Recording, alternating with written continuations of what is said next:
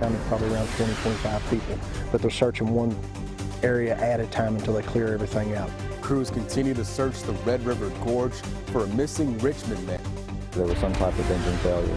Just basically lost control after a certain point. A fishing trip takes a dangerous turn for a group of people from Somerset. How they managed to survive when their plane went down. And a Danville emergency room is back open tonight after a public health scare. Tracking, alerting, protecting. This is WKYT News at 11. Rescue crews are searching for a man missing for more than 24 hours. Thanks for watching WKYT. I'm Kristen Kennedy. Rescue crews say 31-year-old Josh Adkins Reisner from Richmond went missing from the Coomer Ridge campground last night. Police say Adkins does have some mental illnesses. WKYT's Sam Smith is in Wolfe County. He has our top story at 11. Officials say Josh Adkins Reisner was last seen around 8 o'clock Saturday night. His family says they were all trying to leave the campground, but he didn't want to go, and then he took off into the woods. Here's a photo of him. He's 31 years old and from Richmond. He was last seen wearing a blue shirt, khaki shorts, and blue and white Nike shoes. His family reported him missing Sunday morning. Crews have been out here all day searching. Family members say he's suffering from a mental illness and he's not dangerous. Crews from Wolfe, Morgan, Memphis, and Knott counties are out here searching for him. Counted probably around 20-25 people, but they're searching one area at a time until they clear everything out. Kentucky State Police are also on the scene assisting. Adkins has been placed into the missing persons database. This terrain makes the job search crews have more difficult. So there's a lot of high walls, there's cliffs, and of course the foliage is extremely dense down in the bottom. I talked to one of the searchers a minute ago. Said they were having a lot of trouble seeing the ground because the foliage is so high up. It's over knee high in some places and probably over their head in others. I'm told one rescuer was injured over the course of this search. He was climbing down from a tree and injured his ankle, but he's expected to be okay. In Wolfe County, Sam Smith, WKYT. Crews will continue to search for Adkins overnight. A father-son fishing trip took a dangerous turn this weekend. Last night, Scott County deputies say a group's plane crashed near the Georgetown-Scott County Regional Airport. Emergency crews rushed 4 people to the hospital. Deputies say the group was flying from Dayton, Ohio to Somerset when they ran into engine trouble. There was some type of engine failure. He just basically lost control after a certain point. He had one engine and it was still flying on one engine, and then I guess he lost power to the second engine. The airport is back to operating normally. The search for a missing swimmer, a father from Franklin County, ended today. The Nicholas County Deputy Coroner says crews found the body of 41-year-old Matthew Parker in Lake Carnico this morning. Parker disappeared in the water yesterday. Families say he swam out to help a little girl who lost her inner tube. Crews from Nicholas and Rowan counties and the Lexington Fire Department combed the lake for about 8 hours last night searching for Parker. Family said he was an experienced swimmer and was able to swim good, but whether he had a medical condition that caused him to go down, we're just uncertain. Lake Carnico reopened around noon today. A Lexington man is recovering tonight after someone shot him. Investigators say around noon, 2 men in an SUV pulled up to a man and tried to rob him. Police tell us the pair shot the victim in the leg. People living on Nancy Lane said the victim started going door to door looking for help. It's kind of scary. It makes you wonder what's going on in this neighborhood anymore. The victim told the homeowner who helped him that the men stole $700 from him. The Bourbon County coroner has identified a man killed in a crash this morning. The coroner says 33-year-old Elmer Neese was driving down Winchester Road when he lost control and hit a tree. His car caught fire because of the crash. Investigators are still trying to figure out what caused Neese to wreck. A Central Kentucky emergency room is back open tonight. Hospital leaders at Ephraim McDowell Regional Medical Center had to lock down yesterday after they say a patient posed a potential public health risk. A spokesperson from the hospital released a statement last night saying the patient tested positive for 2 strains of adult chickenpox. Hospital leaders felt it was necessary to isolate the patient at the time. That person, we're told, is not a risk to the community. We enjoyed another day of sunny skies and beautiful temperatures. The start of the work week may not be quite as nice. Meteorologist Jim Caldwell has an early look at the forecast. Jim? And it does look a little bit different out there for you. First of all, we get in on more muggy air, then showers and thunderstorms, and the heat slowly drifts back. I mean, it's normal for this time of year, but it'll certainly be a little more noticeable during the daytime hours tomorrow. Tonight's not bad. 71 degrees coming in here at 11 o'clock, low humidity. It's not bad if you walk outside. If you've been outside this evening a little earlier, it was great. 66 out toward the folks there in Mount Sterling, and 66 as well, Somerset and Monticello, some of the cooler, nicer spots if you like that kind of thing. Overnight, you, in those areas especially, might have a better chance getting into the low 60s. We had a lot of low 60s, even 50s, showing up out there this morning.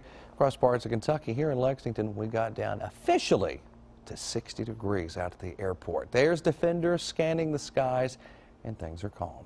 Showers and thunderstorms have been showing up quite a bit up to our north, causing numerous severe thunderstorm warnings, even a tornado warning right into the Chicagoland area a little bit earlier, and still tracking a little more energy out to our west. What's going to happen with that particular area with our high-resolution radar? Watch what happens as it takes it through time here. Most of those storms should just drift away. Now, there could be a little straggler that gets into parts of Kentucky early tomorrow morning, but our better chances arrive tomorrow night. And I'll take a closer look at that coming up for you in just a few minutes. Firefighters in Lexington say a small fire damaged a family's home this afternoon. Firefighters believe the fire started in the bathroom of a house on Octavian Way. A man driving by the home says he saw smoke and called 911. It was small. It was coming out the vents at the top. It was a little gray, but the house was completely full. I looked in the window there, and you couldn't really see anything in the inside like you can now. Crews say even though there was a lot of smoke, the damage was very minor. Tonight, we've learned a former University of Kentucky chancellor has died. Our partners at the Herald Leader report Dr. Robert Hemingway died Friday from complications with Parkinson's disease. Hemingway was chancellor at UK from 1989 to 1995. He also served as chairman of the English department for 5 years. Hemingway was known for his efforts supporting more diversity at UK. In 1995, he took a position at the University of Kansas. We have a traffic alert to pass along to you tonight. The left turn lanes to Mason Headley and Waller Avenue from Harrodsburg Road will be closed tomorrow. The closure is so crews can work on new medians because they are not what transportation leaders call pedestrian friendly. The project was supposed to start in July, but storms delayed it. Work on the medians should be complete in about 8 weeks.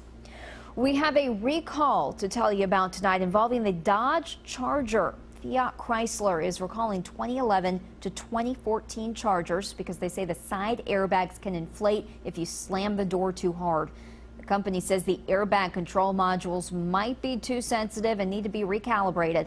Owners will be notified when they can bring their car in for repairs. The Kraft Heinz Company is recalling 36,000 cases of individually wrapped cheese singles because they may present a choking hazard. The voluntary recall involves 3-pound and 4-pound boxes of Kraft Singles American and White American pasteurized cheese. Kraft says a thin strip of the packaging film could remain adhered to the cheese slice even after the wrapper's off. Anyone with a package included in the recall should return it to the store for an exchange or a refund.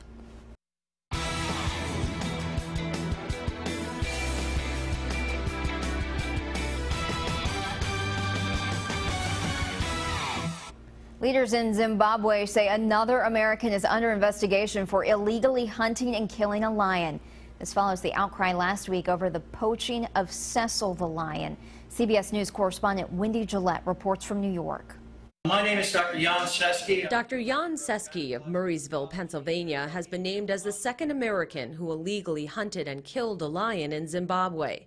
Pictures found online show him smiling while posing with a number of dead animals, including a zebra, elephant, and hippo. Seski is a gynecological oncologist who has 2 private offices in Pittsburgh. He also serves as the director of a center at Allegheny General Hospital. He lives in a rural area near Pittsburgh in a home that's set back from the road. Zimbabwe's National Parks and Wildlife Management Authority says Seski killed the lion with a bow and arrow in April around Hwange National Park. Wow. That's the same park where Cecil the lion lived. Cecil was found dead last month, sparking an international outcry against Minneapolis area dentist Walter Palmer, who's accused of illegally killing the animal outside the park. Zimbabwe officials have said they will pursue the extradition of Palmer to face charges.